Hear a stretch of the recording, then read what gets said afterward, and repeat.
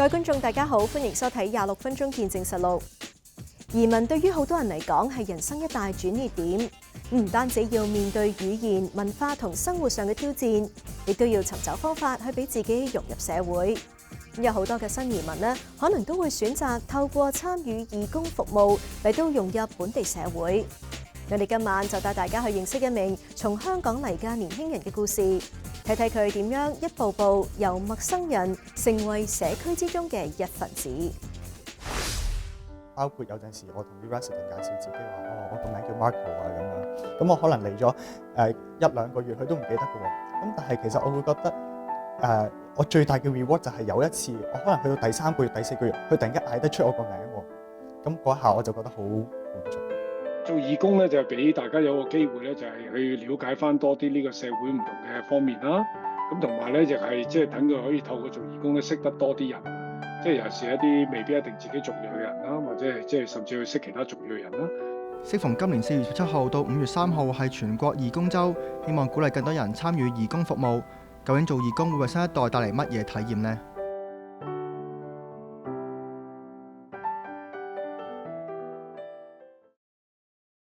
？23歲嘅 Marco 李日朗係土生土長嘅香港人，1年半前喺香港畢業之後，希望繼續修讀同醫學相關嘅學科，都認為外國嘅發展空間比較大，因為咁決定嚟到溫哥華。咁我大學咧就係喺香港中文大學讀呢個 biochemistry。咁我讀完之後咧，因為我係喺biochemistry 方面呢個 field 度發展，咁我就聽講外國佢哋嘅 research 嘅機會會多好多。咁我就當時 Year 4就決定不如去出邊闖一闖啦咁樣。咁咁啱當時我老豆又係 Canadian citizen， 咁所以咧我亦都係 Canadian citizen 啦。咁亦都係因為呢個原因，當我揀去邊度發展嗰陣時，我第一個諗起就係諗起加拿大啦。咁亦都係呢個原因，咁我喺1年半前就已經嚟咗加拿大，諗住喺溫哥華嗰度發展。即使係與生俱來嘅加拿大公民，不過由於 Marco 長時間都喺香港生活，對溫哥華嘅社區同文化毫不認識，為咗要盡快適應環境，佢選擇咗做義工。我諗其實當初想去做義工活動嗰陣時，我第一個諗法就係要上網去揾。咁我上網揾嗰陣時咧，我就search volunteer 有啲乜嘢position 啦，咁啱彈出嚟嘅就係 VCH 嘅呢個 position。咁一開始我都冇乜話一定要喺 senior care home 呢度做嘅。咁當時咧佢就安排咗個 interview 啦，咁我就同嗰個人去傾，咁我就話其實我將來我想喺 healthcare 呢方面發展喎。咁佢就俾咗幾個 idea，我就話你可以去醫院，亦都可以去老人院。咁其中一個最主要嘅原因，亦都係因為當初我住得好近呢個 Dogwood Care Home，咁佢就話不如係咁，如果係咁嘅話，你就不如喺呢度試下啦。咁我喺 Dogwood Care Home 嗰度做咗大概1年嘅時間啦。咁一開始咧最主要咧就係同啲公公婆婆玩下唔同嘅活動啊，玩下啲小遊戲啊，去 keep them active 啦。跟住去到之後咧，咁我 supervisor 佢知道我識講廣東話，咁佢又問我你識唔識打麻雀啊？因為我哋呢度 resident 有幾個都好中意打麻雀嘅喎。咁我就話識啊，咁不如就俾我試下去帶佢哋玩麻雀啦。咁所以其實呢半年我都係同幾個公公婆婆一直喺度打麻雀咯。Marco 以前喺香港讀書嘅時候已經有做義工嘅習慣，不過主要嘅服務對象係學校嘅同學。以前喺香港我都係有參與一啲社工嘅活動，咁但係以前咧我嘅服務對象咧最主要咧就係大學生，咁因為我係喺中文大學嗰度做義工嘅，咁我哋亦都了解到其實大學生佢哋讀書壓力好大，咁所以咧其實我其中一個角色咧就係做一個情緒支援嘅角色，希望透過唔同嘅活動去幫助佢哋紓解壓力啦。咁譬如話我哋會安排一啲踩單車嘅活動啊，令到佢哋可以同朋友一齊一路踩單車一路傾偈，去增進友誼。有陣時我哋都會安排活動，譬如話我哋叫做一個寵物醫生，咁我哋就會安排一啲狗狗嚟到溫哥華做義工，語言、文化同環境都同香港唔同，服務對象都由年輕人變成長者。不過咁樣反而令佢有另類嘅滿足感。當我喺香港做義工嗰陣時，同年輕人溝通咧係容易啲溝通，大家好容易明白大家講啲乜嘢。但係喺加拿大，當我服務對象變咗老人家之後咧，我亦都要明白有啲老人家可能佢哋聽力冇咁好，咁有陣時我就要講得大聲啲，咁我亦都有呢個心理準備嘅。同埋亦都有陣時有啲老人家佢哋嘅記憶力冇咁好嘅，咁可能有啲嘢你講咗1次、2次、3次，佢都會唔記得。包括有陣時我同啲 resident 介紹自己話，我個名叫 Marco 啊咁樣，咁我可能嚟咗1兩個月，佢都唔記得嘅喎。咁但係其實我會覺得我最大嘅 reward 就係有一次我可能去到第3個月、第4個月，佢突然間嗌得出我個名喎，咁嗰下我就覺得好滿足。其實我覺得最大分別就係佢嗰個 culture 上嘅分別，就係喺加拿大我做義工嗰陣時，佢哋俾好多 flexibility 我，亦都俾好多彈性我。即係譬如佢哋會問我覺得有啲乜嘢活動你覺得係對於 residents 係有好處㗎？有啲咩活動係你想搞㗎？咁就變咗係我哋 volunteer 去做主導。咁但係喺香港有好多時候咧，都係可能前人遺留落嚟嘅活動，我哋只不過係跟住去做。咁所以變相我哋嗰個 flexibility 喺呢方面就會冇咁大，亦都自由度就冇咁大咁解。卑斯大學社會工作系教授殷妙仲話：新移民透過做義工融入一個地方係最有效嘅方法，唔單止可以短時間內認識當地嘅文化，都可以獲取所需嘅社會經驗。咁做義工咧就係俾大家有個機會咧，就係去了解翻多啲呢個社會唔同嘅方面啦。咁同埋咧，亦係即係等佢可以透過做義工咧，識得多啲人啊。即係尤其是一啲未必一定自己族裔嘅人啦，或者係即係甚至去識其他族裔嘅人啦。咁我諗更加重要地咧，就係可以了解當地嘅即係加拿大嘅文化。因為好多時我哋啲機構咧都有好多即係同文化有關係嘅活動咁樣。咁作為一個新移民，好多時未必會即係未必會知嘅。譬如話Halloween 去幫手咁樣，咁你可能香港聽過 Halloween 喺海洋公園，咁但係呢度嘅係點樣去 celebrate 咧？或者係一啲嘅大嘅節日點樣 celebrate 咧？咁我諗呢啲都係一個好嘅經驗。最重要咧，其實特別係對啲成年人嚟講咧，包括我自己當年啱啱移民加拿大咧，我都去做義工嘅。咁主要原因因為我哋人生路不熟啦。咁你如果真係將來要揾嘢做嗰陣時候咧，人哋都要問你一啲，喂，你識唔識加拿大？有啲咩人可以幫你做寫 reference 啊？或者係你即係有冇所謂嘅加拿大工作經驗啊咁樣？咁當然有份即係有份即係有錢嘅工去攞加拿大經驗固然好啦。咁但係如果未有嘅話咧，其實做義工咧都係一個經驗嚟㗎。好多時好多僱主都會即係去會算即係計埋呢啲經驗落去咁樣㗎。殷妙仲又話：做義工同時可以培養英語能力，有助加強人際關係同社交，更加重要係增加對本地歸屬感。好多時工作用嘅英語咧，好技術性嘅英語嚟嘅。咁但係加拿大咧就好要求人嘅關係嘅。咁其實做義工嗰陣時咧，就可以培養翻呢啲咁嘅社交技巧啊，同埋一啲嘅即係社交英語咁樣。咁我諗呢啲都好重要啦。同埋我諗更加重要嘅就係當你啲同事或者老師知道原來你喺外邊有做義工嘅話咧，佢會覺得你真係即係真心真意想投入加拿大社會啦。即係對佢嚟講，佢覺得你即係相對上會少啲覺得你似外人。即係起碼佢都會覺得你都好認真喎，你都好了解翻我哋嘅社會咁樣。咁我覺得呢個都係一個好重要啦。咁即係我覺得都做義工一個頭先我諗都冇提咧，就係一個好重要元素，就係我哋都要貢獻翻俾個社會嘅。因為即係加拿大開個門俾我哋嚟啦。咁雖然可能個過程未必一定好順利，都有啲起起伏伏咁樣。咁但係最終即係佢都係俾咗機會我哋過咗嚟咁樣。咁我覺得都應該係。即係從一個感恩嘅角度咧，應該係回饋翻俾嗰個社會咁樣啊。一直幫助由香港嚟嘅新移民融入本地生活嘅溫哥華街坊會，其中一個發言人 Jenny 都同意加強語言能力係融入社區嘅第一步。因為我睇翻香港新嚟嘅移民，佢哋如果做義工咧，佢大部分都會揀翻啲用英語為主，即係非華語嚟做義工啦。咁樣可以不單止可以改善到佢哋個溝通技巧啦，亦用英文嚟溝通，亦都可以增強用英語信心。咁有咗自信心之後，就會容易啲同本地人溝通啦。除此之外，亦透過呢啲義工可以了解翻本地文化同埋生活習慣，咁可以幫到佢哋盡快融入加拿大咯。Jenny 又話有唔少新移民都會選擇食物周濟庫等組織做義工，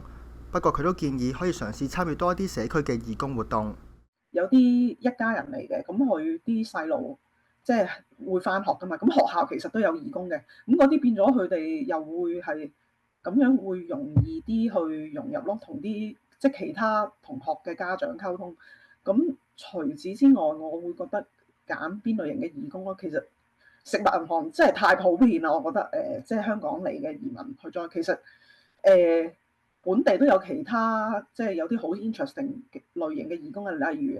rescue centre 即係放貓貓狗狗嗰啲嘅，咁主要都係用英文嘅。咁除此之外，市政府其實都會耐唔耐都會有啲社區項目去揾義工做嘅。咁我會建議大家不妨除咗食物銀行揾多啲其他組織嘅嘅義工去做。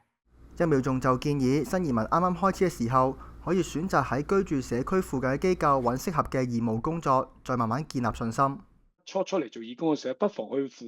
就唔想去好遠嘅，即係喺你屋企附近嘅地方或者係行路可以到嘅，就算搭巴士都係講10到15分鐘嘅地方，喺附近嘅社區中心一啲嘅機構去做一啲簡單嘅幫手咧，其實都已經係一個好好嘅開始嘅。咁其實大多數嘅社區組織社區機構咧，佢哋都好明白嘅。即係你喺初嚟幫手做義工嘅時候咧，佢哋都知你英語係慢慢，即係佢都明白其實佢個責任就係除咗你嚟幫我做義工之外咧，佢都有個責任去幫你融入個社會嘅。咁所以好多時佢哋都會好體諒你啲英文能力，會去幫你即係學習點講一啲嘅你想表達嘅術語或者嘅語言咁樣。咁我覺得呢啲係一啲即係比較容易做啦。Food Bank 係相對上容易啦，因為你即係去幫下手，可能執下嘢派下嘢咁樣。咁但係同時間你又可以識到好多人喎，即係我覺得呢啲咁嘅比較簡單啲，而又唔需要有太多要用一啲技術性嘅英語嘅話咧，其實就係相對上容易，即係作為一個起點咁樣啊。作為過來人 ，Michael 就話融入社區嘅首要因素係接受其他人同自己嘅唔同，並勇於嘗試。其實我係會好鼓勵啱啱嚟到嘅新移民去做義工嘅，因為其實佢係一個最簡單直接嘅方法去幫你融入呢個社區。佢唔似話你啱啱嚟到要適合揾工咁樣咁大壓力，甚至乎你做咗份工之後，你又要擔心你嘅工作表現。其實 Volunteer 係俾咗好多 flexibility 你喺一個冇咁大壓力嘅情況下去融入呢個社區。咁其實第二樣嘢就係我亦都想講，當你做義工嗰陣時，你會發現當你幫緊人嗰陣時，其實你更加係幫緊自己，因為你要諗下就係當你服務個對象嗰陣時，你喺過程中好似我頭先咁講，你唔單止學識個 language， 你唔單止學識點樣去handle stressful situation， 你仲有好多嘢可以學，即係可能一啲最簡單 logistic 嘅嘢，你點樣去handle 咧？其實呢啲嘢都係透過你 volunteer gain 到嘅 experience， 令到你將來你pursue 一個 career 嗰陣時，可以更加容易適應到。咁所以其實我會話 volunteer 係一個好好嘅 stepping stone 去適應呢個社區。新移民希望融入社會並非難事，只要願意走出第一步，每個人都可以揾到歸屬感。而一啲本地出生嘅年輕人，亦都以佢哋嘅方式去推動社區改變。我哋下一次翻嚟再睇。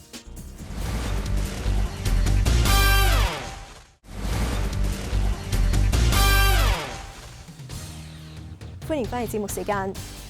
溫哥華唔少組織同埋機構都有提供義工服務㗎。而一班溫哥華土生土長嘅青少年就組成咗一個義工團隊，透過參與各種嘅社區活動，希望為城市注入更多嘅正能量。佢哋嘅行動唔單止展示出年輕一代嘅社會責任感，亦都顯示出多元文化之下嘅團結同埋希望。咁究竟年輕新一代參與義工服務對於社會有啲乜嘢好處呢29歲嘅 Alpha 陳耀倫細個已經開始參與義工服務。佢喺15年前同8個朋友組成一個義工團隊，希望為有需要嘅青少年提供幫助。佢話自己熱衷於義工服務嘅原因係同細個發生嘅一件事有關。我3歲嗰時留咗喺兒童醫院4年，就有血癌。咁我經歷過呢一樣嘢嗰時係令我明白啲醫生同護士係幫咗我好多嘅。咁好返嗰時就想幫助返醫院啦，同埋幫助返社會。咁就開始咗青少年愛心團隊同8個朋友。Alpha 又話，由於團體嘅主要成員都係以年輕人為主，喺成立初期未能夠得到市民嘅信心。我諗啱啱開始呢個團隊嗰時係得8個朋友同我啦。咁而家就每年都有100個中學生嘅。咁最困難係啱啱開始嗰時，好多人都冇對我哋嗰個信心。咁你8個朋友一齊開始呢一個團隊，想幫人籌款，但係每年都唔係籌得多，但係我哋就想幫返社會。咁喺呢個過程係學識唔好放棄咯，因為如果我哋係好多艱難係有啲時間係想放棄嘅，但係我哋呢8個朋友係有一個夢想，想更加幫多啲人喺個社會嗰度。遇到挫折 ，Alpha 並冇因為咁而放棄。佢喺10年前再成立另一個以年輕人為主嘅慈善團體，希望可以鼓勵更多年輕人回歸社區。服務嘅對象都係以小朋友為主。我諗我哋啱啱開始呢個團隊嗰時，個目標係想inspire 其他青少年去加入再做慈善呢啲項目嘅。咁仍然而家呢個目標都係一樣啦，但係我哋每一年都係想令 inspire 多啲年青人加入做呢啲活動，因為其實做慈善呢一個過程係學到好多唔同嘅嘢，跟住仲可以幫到好多唔同嘅人。Jason 陳銘宇同 Jackie 唐海俊係慈善團體嘅成員之一，兩個人而家分別就讀11年級同10年級，兩個人都係細個跟隨屋企人參與義工活動，並因為咁培養咗呢一個興趣。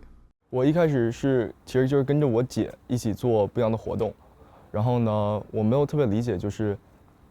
這個意義。其實一開始我挺小的，5年級，然後呢，我就是更多就是想要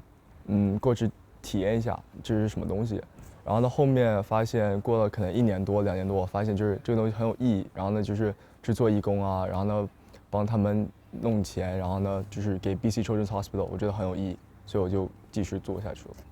兩個人年紀少少就已經參與義工活動，除咗學識點樣同人溝通之外，更加重要嘅係獲得一份滿足感。我覺得對我印象最深刻的應該是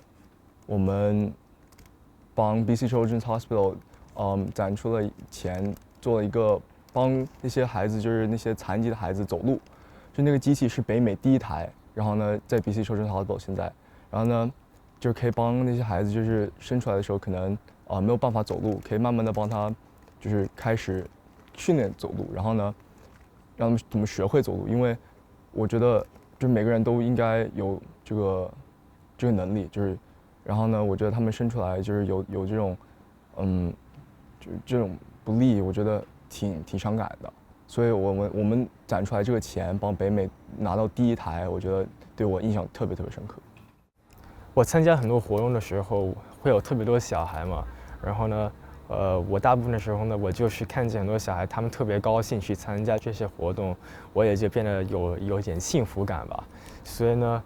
我要是可以幫一個活動，一個慈善活動run 得特別smooth 的話呢，我覺得對我來說有一個特別大的幸福感吧。所以呢，這個是為什麼我特別想繼續去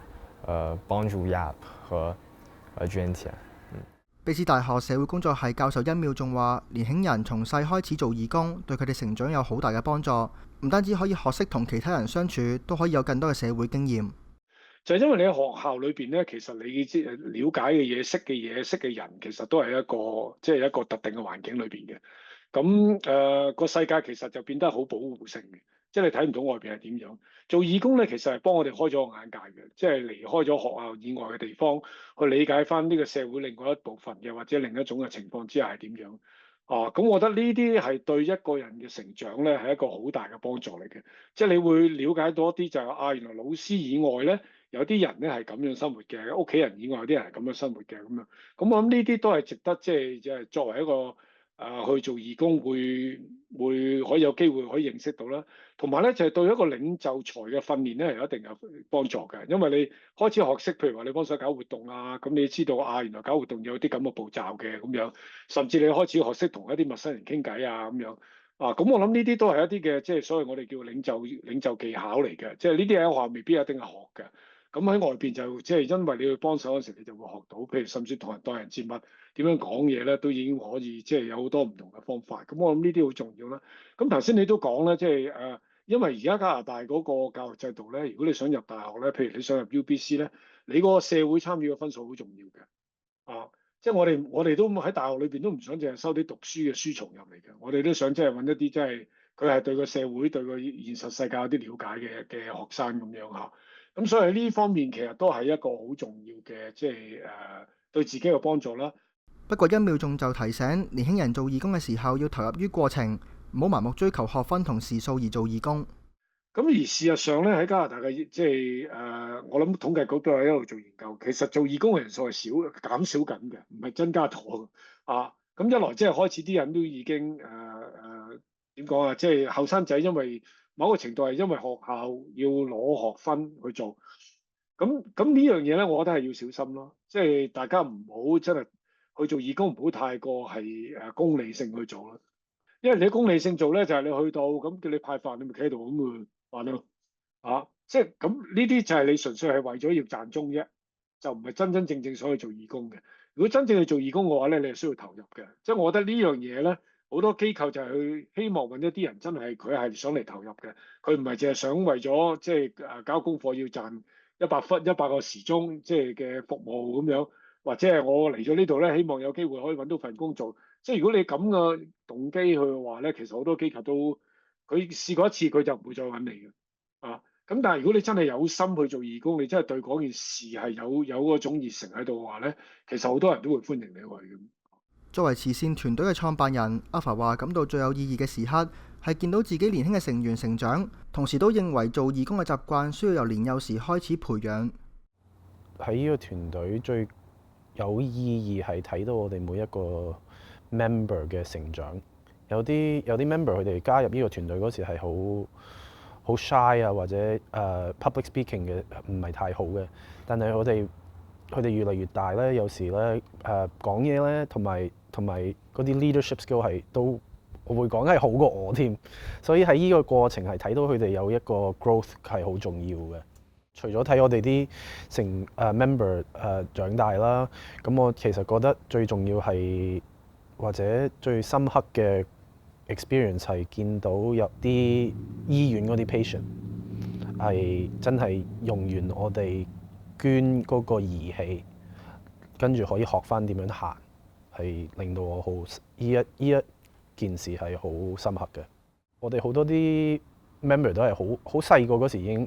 加入呢個團隊，所以我覺得最重要係早開始啦，同埋最重要點樣可以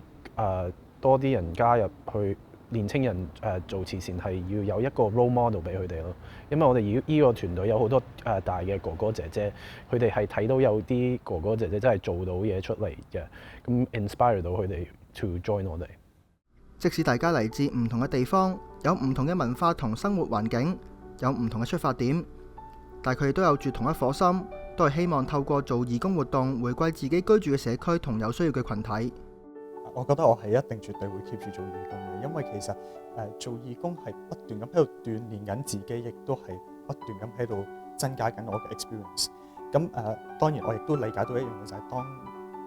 去到未來你要去投身社會嗰陣時，你可能工作繁忙，亦都可能係有好多嘢做。咁但係其實我覺得volunteering 係一個對我嚟講係一個好舒壓嘅一個時間嚟嘅。當我可以去同成個 community 去involve 喺一個 community 嗰度，所以其實我唔會覺得辛苦咯，我會覺得係一個我會好想去做嘅一個活動。我覺得對我最重要的其實不是錢，就是不是我們能贊助出來多少錢，或者幫 BC Children's Hospital 弄到多少的利潤或者什麼。我們其實對我最重要的就是看見那些小孩的臉上就有笑容，就看見他們的笑容，就讓我就是每天就是想我想做更多，我想要就是做就是更能幫助就是我現在的社會的一些活動。所以就是每次比如說我們有活動或者有那些就是我們幫助的人能一起加入到我們的活動裡面，我就感覺就是心裡就特別暖，因為我看見我所有的舉動是真的是有效的，然後呢就是也是幫助了別人。所以我覺得這個就是每天讓我就是想着做更多，然後呢繼續邁出那一步。對，其實在溫哥華這個部分有特別多機會，你都可以去義工，不只是在像 YAP， 可是呢還有假如你要是想去像 Kitsilano Beach， 有很多 beach cleanup， 他們特別想都來找人去幫他們clean up 這些東西，所以有很多特別小的東西你都是可以去做的。所以呢，我覺得要是小孩呢少看點手機，浪費時間的話，那我覺得都是有特別多機會可以去幫助我們的 community 的。好啦，今集嘅節目時間就差唔多啦。咁如果觀眾對我哋嘅節目有啲乜嘢意見嘅話，係好歡迎大家以電郵嘅方式同我哋聯絡㗎。如果觀眾想上網重溫今集嘅節目，亦都可以上到去我哋嘅網站，點擊節目重溫一欄。下星期同樣時間再同大家見面，晚安。